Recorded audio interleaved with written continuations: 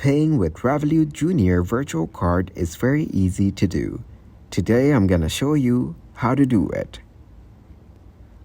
Navigate to the merchant's website or app where you wish to make a purchase. Then, locate the checkout page and proceed to the payment section. Here, select credit or debit card as your payment method.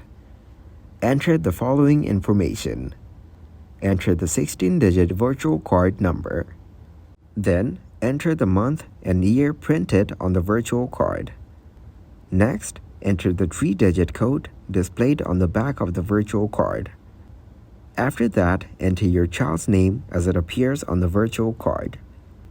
Review the purchase details and confirm the transaction.